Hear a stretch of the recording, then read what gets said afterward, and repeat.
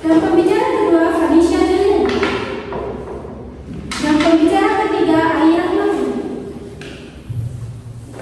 Baik, hari ini kita berkumpul dalam forum debat TPC 1 untuk menelaah isu mosi yang dilarang tata kelola negara, solusi terhadap krisis lingkungan.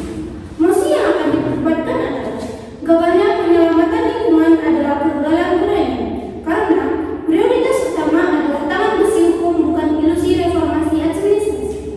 Tim Pro akan berjuang membuktikan bahwa prioritas adalah penindakan hukum Korea, sedangkan tim kontra akan berjuang membuktikan bahwa prioritas adalah pencegahan struktural melalui reformasi tata kelola. Kami persilahkan kepada pembicara pertama dari tim Pro untuk menyampaikan argumen dari timnya dengan durasi 3 menit. Terima kasih kepada moderator yang terhormat Dewan Juri dan rekan-rekan tim kontrak dan hadirin sekalian. Kami tim Pro dengan tegas mendukung mosi gagalnya penyelamatan lingkungan adalah kegagalan budaya dan prioritas utama tangan besi hukum, bukan ilusi reformasi administrasi budaya.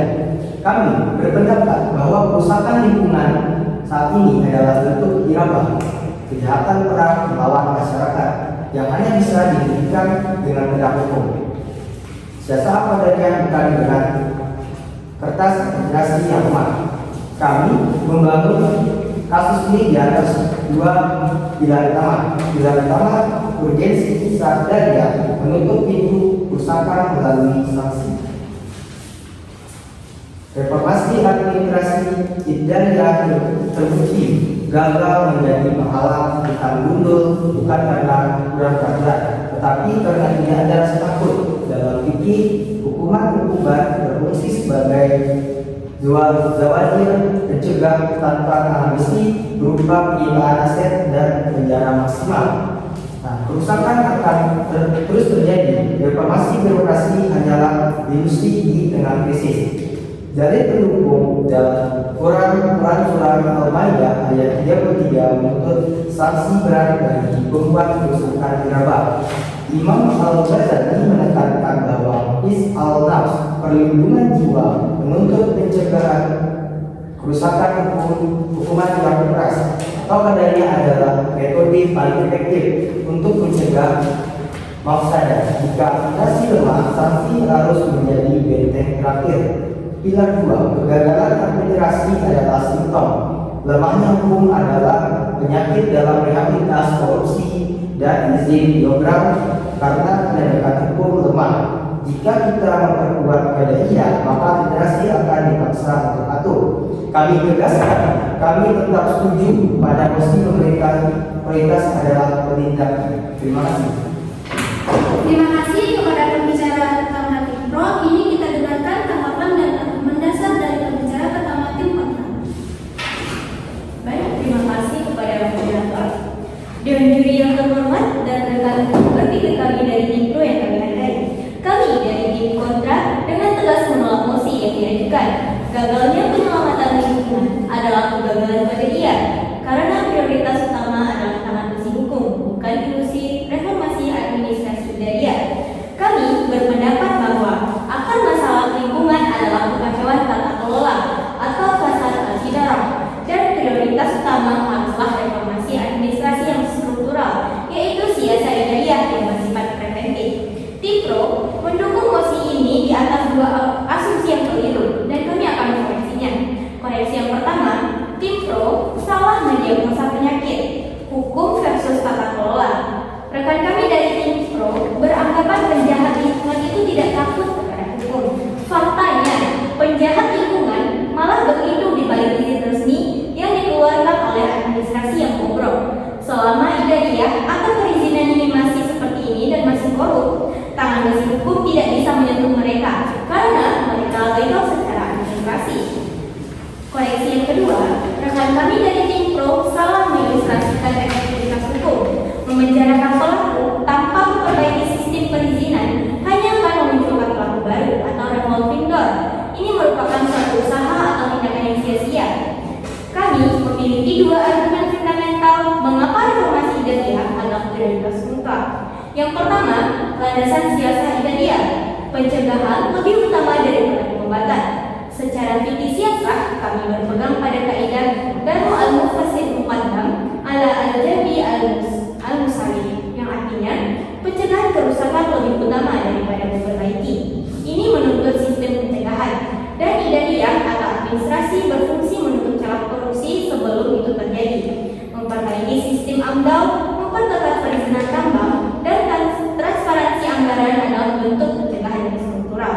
Hal ini didukung oleh dalil dalam Quran surat Al-Qasas ayat 77. Dan janganlah kamu berbuat kerusakan di muka bumi. Dari ayat ini melarang tegas perbuatan merusak di muka bumi. Dan siasat Idaiyah mencegah perbuatan itu terjadi dengan tidak menerbitkan izin yang merusak. Sebagaimana Imam Al-Mawardi menekankan bahwa siasat Idaiyah adalah fondasi untuk menjamin kemaslahatan publik. Argumen yang kedua, kebutuhan maslahat musalah atau pemulihan ekosistem. Rekan kami dari tim Pro mengabaikan restorasi, menghukum pelaku, tidak mengembalikan hutan kita yang telah hilang. Prioritas Idaiyah adalah alokasi anggaran dan manajemen teknis untuk regularisasi dan pemulihan hutan kita yang telah gundul, yang merupakan masalah primer untuk melanjutkan keberlangsungan hidup. Sekali lagi, kami dengan tegas dari tim kontra menolak mosi ini. Saya kembalikan. Terima kasih kepada pembicara pertama dari tim kontra. Kini kita dengarkan pembicara kedua dari tim pro yang akan memberikan bantahan dan memperkuat kasus. Baik, terima kasih atas Dewan Juri dan rekan kami dari tim kontra. Tadi, tim kontra menawarkan reformasi administrasi Idaiyah, padahal administrasi itulah menjadi sarang korupsi. Mereka ingin memperbaiki pagar sementara segala sesuatu ada di dalam barang tersebut. Tim kontra hanya menawarkan janji palsu perbaikan administrasi Idaiyah, memanis telinga namun tak pernah terwujud di lapangan. Tim kontra itu mengabaikan akar masalah, impunitas tidak ada yang akut. Kami, tim pro, menegaskan kembali reformasi struktural tidak akan pernah berhasil tanpa adanya penegak hukum pendirian yang tegas. Dengan landasan surat An-Nisa ayat 58 yang mana sesungguhnya Allah menyuruh kamu menyampaikan amanat kepada yang berhak menerimanya dan menyuruh kamu apabila menetapkan hukum di antara manusia supaya kamu menetapkannya dengan adil. Ayat itu telah jelas menuntut penetapan hukum dengan adil ketika kejahatan lingkungan menyebabkan korban jiwa yang menuntut pertanggungjawaban melalui jalur peradilan pekerjaan.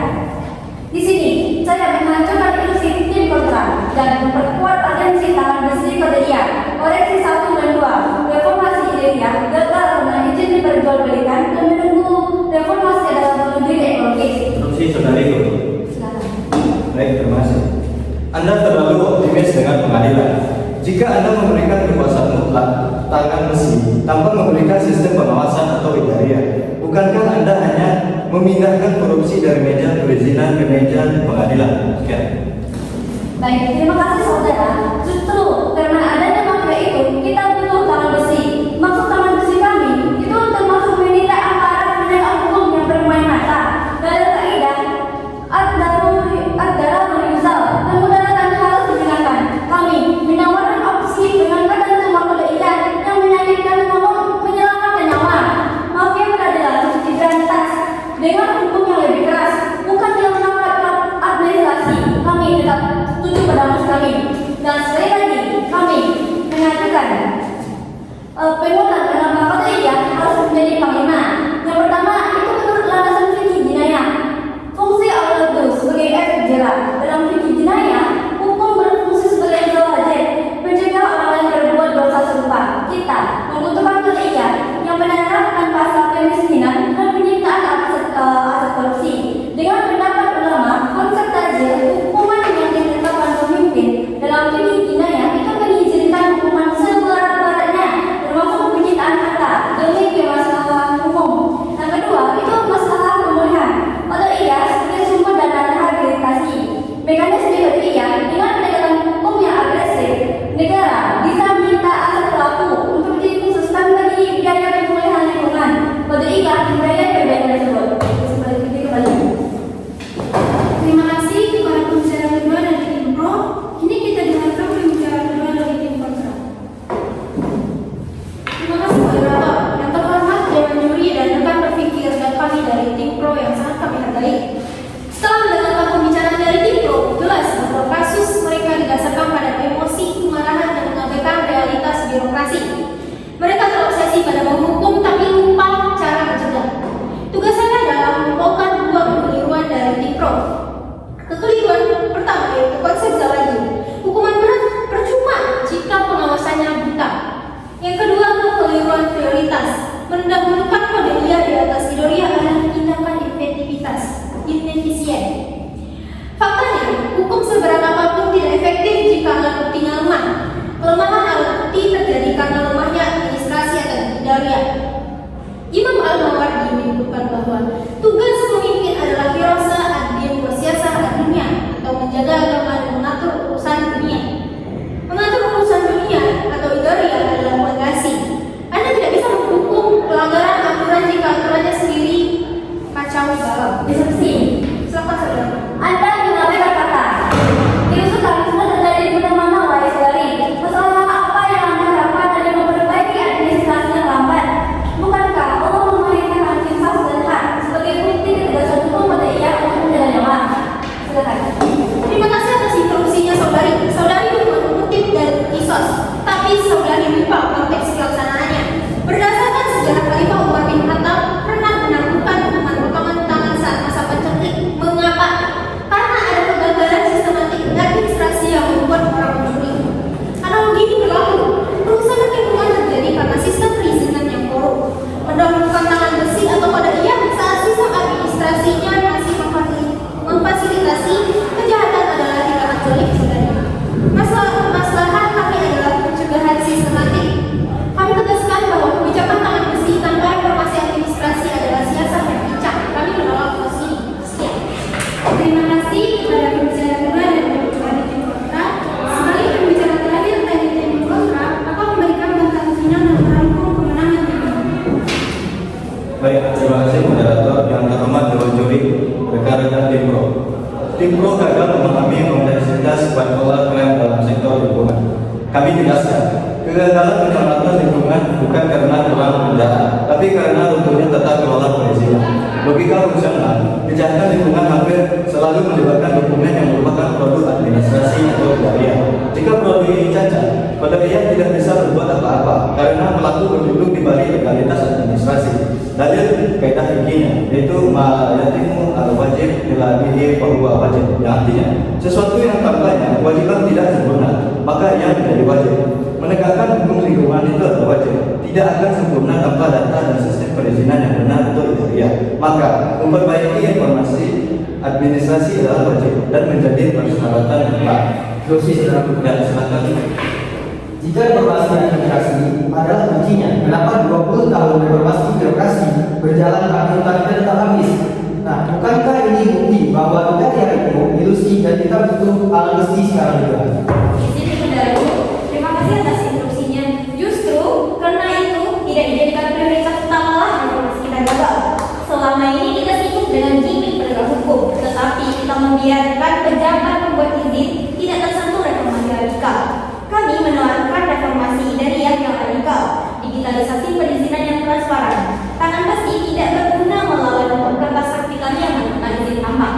Sekian saya kembalikan. Izin saudara. Di sini sintesis kemenangan tim kontra. Yang pertama, prioritas masalah. Idariah adalah prioritas karena bersifat preventif dan restoratif. Yang kedua, kausalitas yang benar.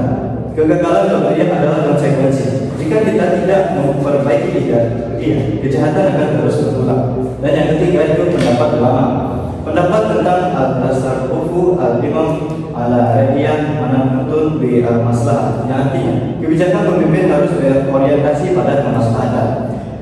Menuntut tindakan yang paling efektif. Tindakan paling efektif adalah menghilangkan akar masalah melalui idariah. Oleh karena itu, kami mendesak Dewan Juri untuk menolak mosi. Prioritas utama adalah reformasi siasat